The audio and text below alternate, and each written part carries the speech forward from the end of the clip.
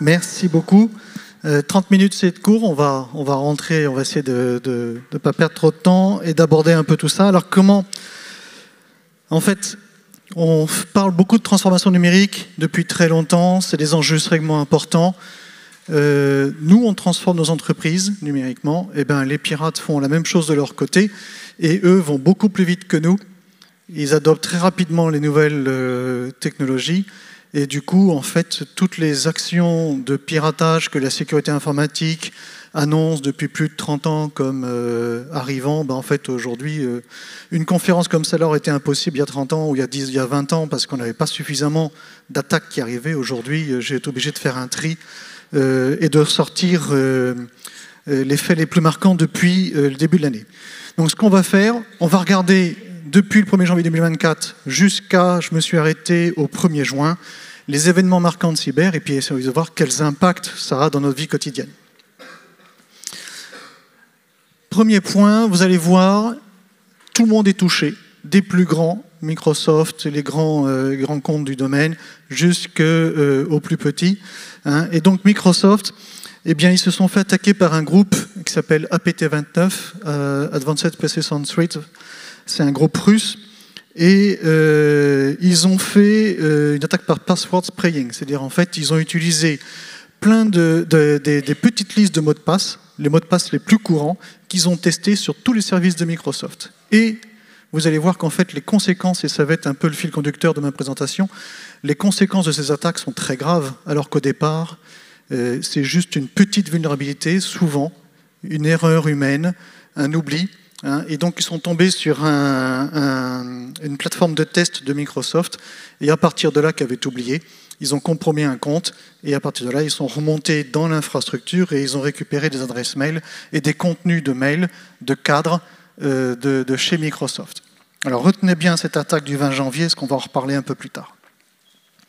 Alors, les pirates, et ça, c'est quelque chose d'assez nouveau, ça fait 2-3 ans qu'on commence à avoir vraiment des grosses opérations de ce type-là. Les pirates ne sont plus complètement impunis, hein, et vous avez des opérations mondiales qui intègrent des forces de l'ordre de pays des 5 continents pour faire tomber des grands groupes de pirates. Donc Lockbit, c'est un groupe de ransomware qui fait énormément de dégâts sur Internet. Hein, ransomware, c'est un logiciel, un malware qui se met sur votre machine, qui chiffre le contenu de vos données. Avant, il les a volés, il les a stockés à son niveau, et ils vous font un chantage. Hein, donc ils vous demandent de payer une rançon, sinon ils diffusent les données. 2 personnes arrêtées, 34 serveurs, regardez dans tous les pays qui sont concernés, plus de 200 comptes de crypto-monnaies récupérés. Hein, donc on se dit c'est une belle victoire. Ça c'est la page du site de Lockbit sur le réseau Tor, qui a été entièrement refaite. Hein, ils sont un peu moqués par les forces de l'ordre, donc la FBI, la NCA, enfin voilà, ils ont tous mis un petit commentaire en se moquant un peu de Lockbit. Hein. Et puis, voilà, le communiqué de presse de français, hein, les gendarmes français sont allés en Ukraine donner un coup de main aux Ukrainiens pour arrêter des membres de Lockbit. Hein. Et puis, ben, réaction de Lockbit, ça a été radical. Il n'y a pas de peur du gendarme. Ils ont été très rapides. Et donc, alors, vous aurez les slides à la fin. C'est écrit petit, mais là, le courrier que vous avez là, c'est la réponse du patron de Lockbit, qui dit que voilà, en fait, ben, il n'a pas respecté les règles fondamentales de la cybersécurité, à savoir mettre à jour ses systèmes. Il le dit clairement, à force de baigner dans l'argent, ben, j'ai oublié qu'il y a des règles de base à respecter, et que donc, les forces de l'ordre ont profité d'une vulnérabilité qu'il n'avait pas corrigée sur son infrastructure. Il a corrigé la vulnérabilité, il a remis toute son infrastructure en ligne, ce qui fait qu'opération est repartie au point de départ, et vous verrez les stats à la fin. Qu'est-ce que je veux dire? Lockbit a été beaucoup plus actif cette année depuis janvier que l'année dernière.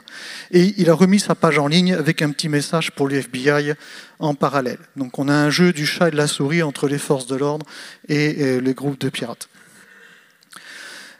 Autre type d'attaque, Pegasus. Alors Pegasus, c'est un logiciel d'espionnage conçu comme tel et vendu comme tel, qui est 0 day, 0 clic. C'est-à-dire qu'en fait, il utilise des vulnérabilités qui ne sont pas connues de l'éditeur, donc qui ne peuvent pas être corrigées. Et 0 clic, il n'y a pas d'interaction de l'utilisateur. Et donc c'est une société israélienne qui s'appelle NSO qui a publié ça et qui le vend à des États pour faire de l'espionnage.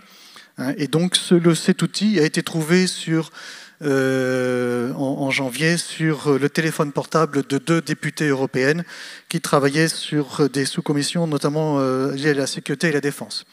Donc voilà, espionnage, on ne se rend pas compte qu'on a l'outil installé sur son téléphone. Hangsoon.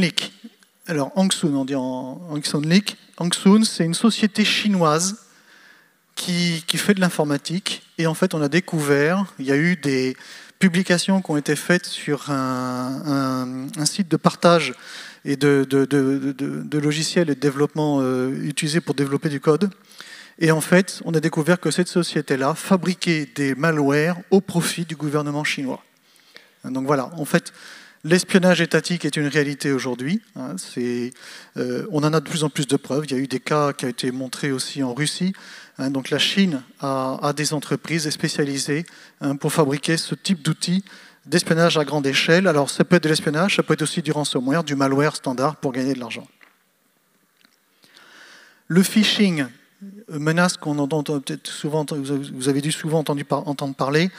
Donc là, c'est une campagne qui a visé des fonctionnaires de l'Union européenne pour les inviter à une dégustation de vin. Ça semblait provenir de l'ambassade d'Inde. Et en fait, en cliquant sur la pièce jointe, ils se retrouvaient avec un malware qui volait des données sur leurs ordinateurs. On retrouve l'attaque APT29 de Microsoft du début de l'année. Et en fait, Microsoft a fait une mise à niveau à jour de la communication sur cette attaque, où en fait, les pirates qui étaient rentrés dans les systèmes à partir et qui avaient remonté les données des mails, ils sont allés plus loin et ils ont cherché à récupérer des données des clients de Microsoft. Et donc voilà, en fait, ils ont continué à progresser dans les environnements Microsoft, que Microsoft n'a pas réussi à éradiquer tout de suite. Vous avez peut-être entendu parler de cette attaque qui a fait beaucoup de bruit dans les médias. France Travail et Cap Emploi. Donc un piratage, 43 millions, donc une annonce de 43 millions de personnes dont les données de France Travail ont été volées. Une intrusion qui a duré du 6 février au 5 mars. Et encore une fois, une erreur humaine à la base, quelque chose de assez simple. Une identité d'un conseiller de Cap Emploi qui n'avait pas suffisamment sécurisé son mot de passe. Et donc le mot de passe a été volé. Les pirates sont rentrés avec cette identité-là. Par rebond, sont allés sur les systèmes de France Travail et ont volé les données. 3 jeunes d'autour de 20 ans qui ont été arrêtés par la suite. Ça aussi, ça a fait du bruit. Menace d'attentat publiée sur les espaces numériques de travail de l'éducation nationale. Donc vous avez tous vos enfants ou vous, en tant que parents d'élèves, un accès à ce type d'espace numérique de travail. Un impact assez fort puisque plusieurs centaines d'élèves ont reçu des annonces comme quoi il allait y avoir un attentat dans leurs écoles avec une vidéo de décapitation fournie en pièces jointes, donc quelque chose d'assez traumatisant quand même. Et derrière, encore une fois, quelque chose qui aurait pu être évité, puisqu'il s'agit de comptes mal protégés. Et en fait, ils ont utilisé les comptes des professeurs qui étaient mal protégés, avec un mot de passe trop faible, et notamment pas d'activation du multifactor authentication, c'est-à-dire qu'au moins 2 facteurs d'authentification, juste un mot de passe. Et en fait, les élèves ont trouvé, les gens qui ont fait ça ont trouvé les mots de passe d'un ou de plusieurs professeurs. Ils ont utilisé les fonctionnalités de l'espace numérique du travail pour envoyer ces messages-là. Donc, vous voyez, une petite erreur à la base, avec des effets dramatiques au final. Autre campagne d'ingénierie sociale, donc encore du phishing. Là, ça touche un parti allemand, le CDU, où plusieurs personnes ont reçu un mail avec, pareil, une pièce jointe. Alors là, c'était pour les inviter pour un dîner, je crois. Et pareil, le même malware derrière qui s'installe et qui va récupérer des données et les exfiltrer sur les sites des pirates. XZ, alors ça fait pas mal de bruit, un peu plus dans la communauté du développement. C'est un outil qui permet de faire comme zip, de compresser les données. Et la librairie XZ, en fait, est très utilisée, notamment par un outil qui permet de prendre la main à distance sur les ordinateurs, qui s'appelle SSH, qui permet de monter un tunnel chiffré pour se connecter à un équipement distant. Et donc, pour compresser les données et gagner en bande passante, eh bien, ils utilisent cette librairie-là pour dans le transfert des données. Et en fait, on a découvert que, pareil, un Chinois, donc c'est un logiciel open source, XZ, c'était petit à petit proposé des modifications de code sur la librairie, qu'il était devenu de plus en plus actif, à un tel point, c'est qu'il a fini par être adopté par l'équipe qui développait cette librairie, et il en est devenu un des développeurs principaux. Et une fois que la confiance a été établie, donc il a mis 3 ans pour faire ça, eh bien, il a fini par installer une fonction cachée dans la librairie XZ qui permettait à ceux qui connaissaient cette fonction cachée de pirater toutes les connexions SSH dans le monde. Donc heureusement, ça a été découvert, il a été arrêté, enfin il a été éjecté du projet et l'avion a été corrigé, mais imaginez l'impact d'une telle connexion. En fait, eh bien, il a un nom ce monsieur, mais en fait a priori c'est un groupe de pirates derrière. Ils avaient accès à l'intégralité de toutes les communications SSH dans le monde.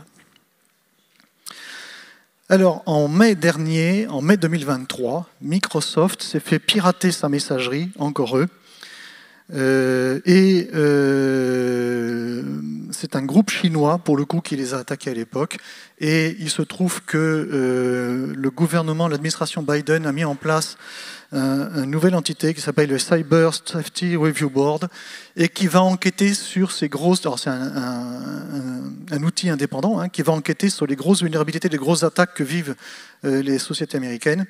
Et en fait, ils ont sorti un rapport très critique vis-à-vis de Microsoft en disant que les mesures de sécurité de base n'étaient pas appliquées, que par rapport à leurs concurrents dans le cloud, ils ne faisaient pas les contrôles de sécurité que leurs concurrents font.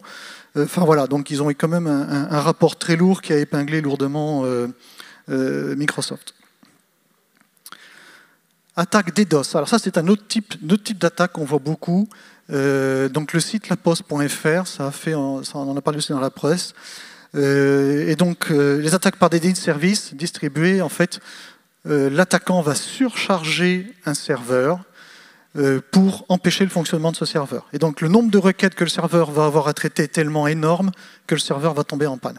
Et c'est ce qui nous est arrivé début avril, où nos protections n'étaient pas suffisantes pour gérer cette brutale augmentation. C'était un DDoS qu'on avait encore d'une ampleur qu'on n'avait encore jamais vue, qui a été revendiqué par un groupe de pirates turcs qui s'appelle eux-mêmes la cyberarmée turque. Voilà. Alors pourquoi ils ont fait ça, eux savent le savoir, mais ça a été réglé dans la journée, mais des conséquences quand même sur le plan du chiffre d'affaires du site.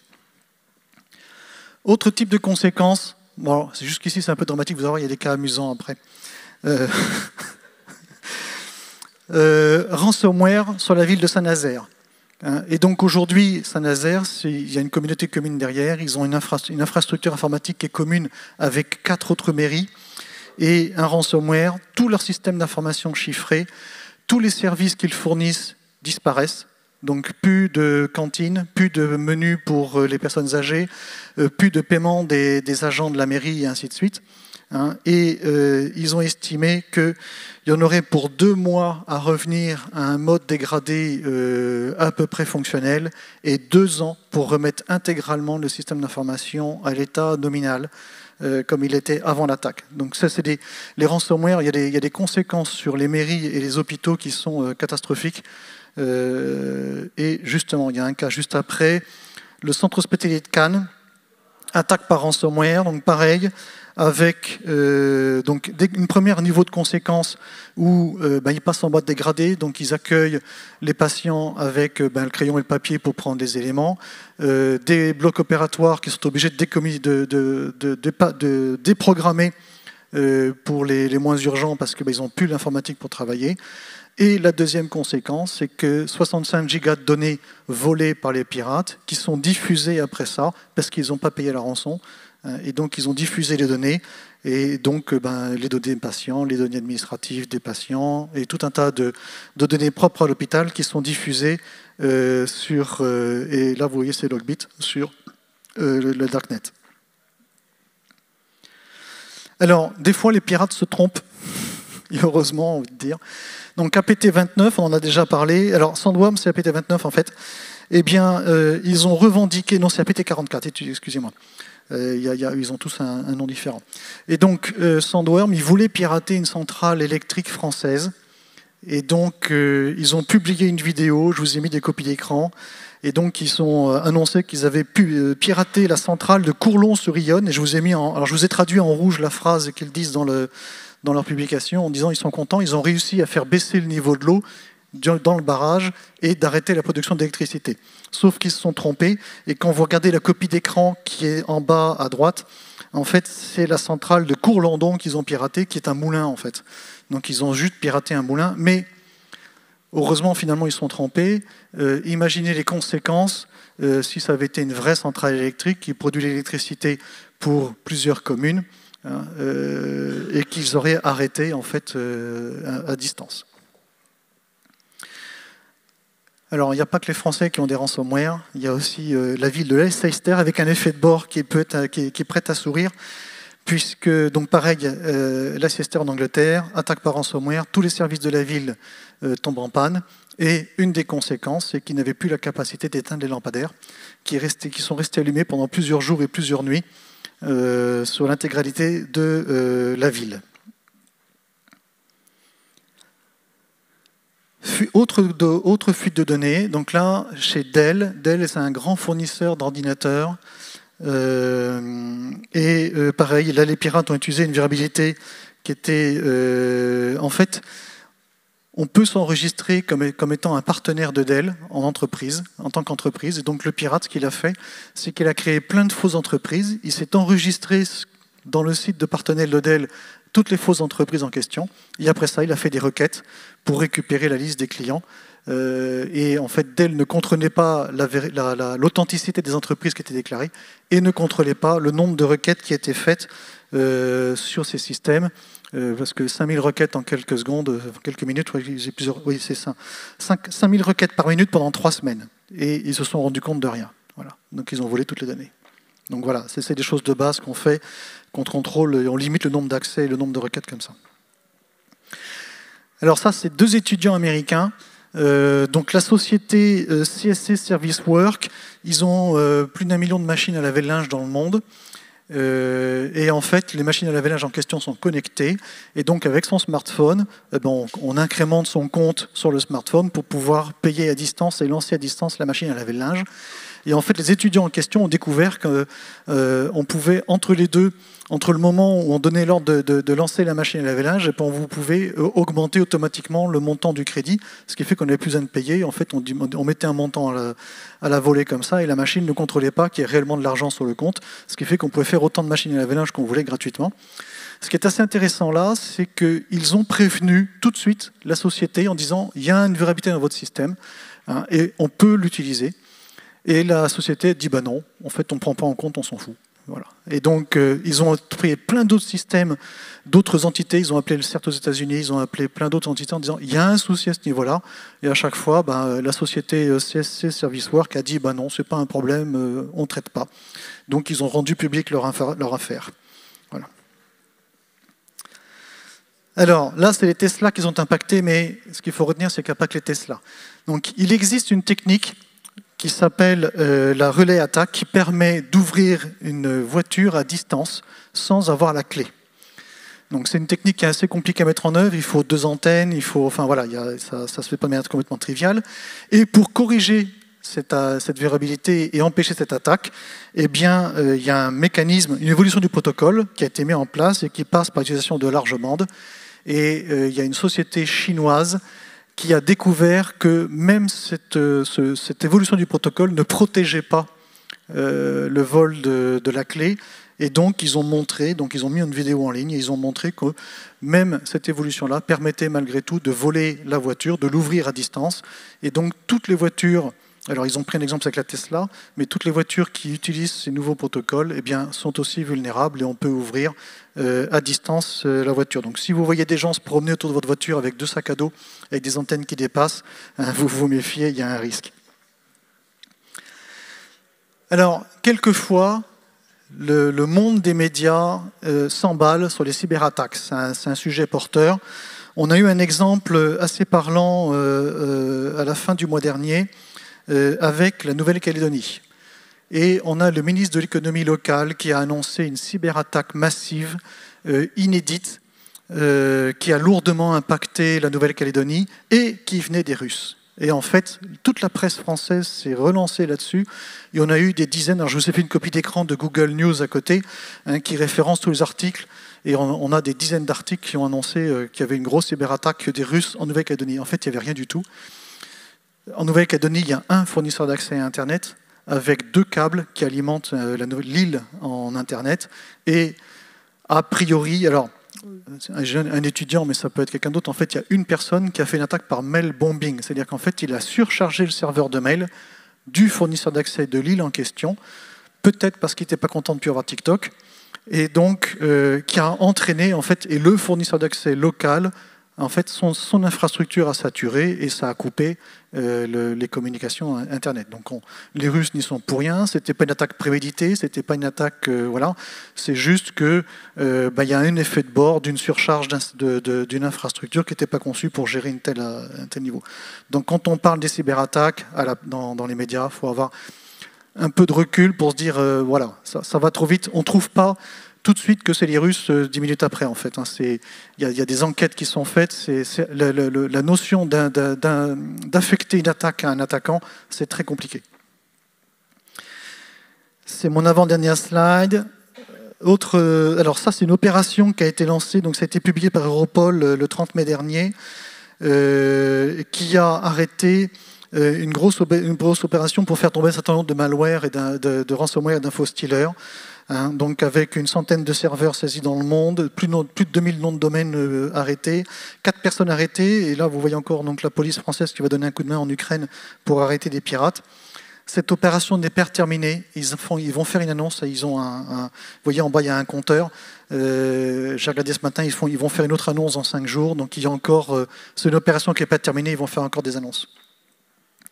De son côté, le FBI a fait aussi une annonce la semaine dernière. Ils ont arrêté un botnet, ils ont démantelé un des plus gros botnets au monde. Alors un botnet, c'est quoi? C'est un réseau de machines qui ont été attaquées par un malware spécifique. Et en fait, ce malware permet aux pirates de prendre la main à distance sur les machines et de faire des actions malveillantes.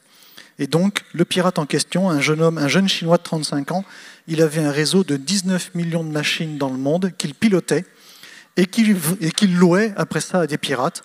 Et ces pirates, en fait, par exemple, ont réussi comme ça à faire des faux ordres au niveau de la Caisse de sécurité sociale américaine et voler près de 8 milliards de dollars du plan Covid américain. Le pirate en question, quand ils l'ont arrêté en Indonésie, il a fait un chiffre d'affaires de 99 millions de dollars et ils ont saisi plusieurs voitures de luxe, ils ont saisi plusieurs choses de ce type-là. Donc un jeune de 35 ans qui monte un botnet et qui fait fortune comme ça. Voilà, on se termine là-dessus. Les attaques par ransomware sur 2023, donc réparties par mois, 4704 référencés dans le monde. Et voilà le bilan pour 2024 depuis donc, le 1er janvier. En orange, c'est Logbit. Donc vous voyez que l'arrestation du mois de janvier n'a pas eu trop d'effet chez eux et ils sont repartis de plus belle.